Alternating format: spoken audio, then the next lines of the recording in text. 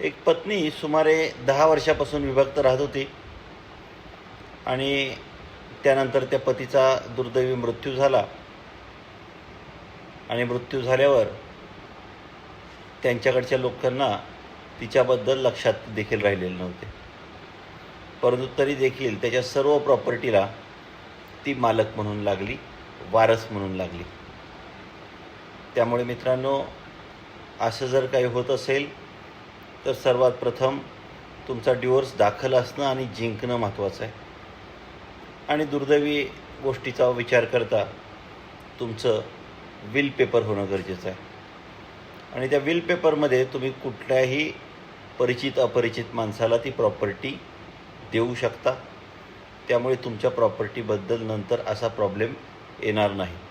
दुर्दैवी असलं तरी कायद्यानं महत्त्वाचं आहे, त्यामुळे समजणंही महत्त्वाचं आहे.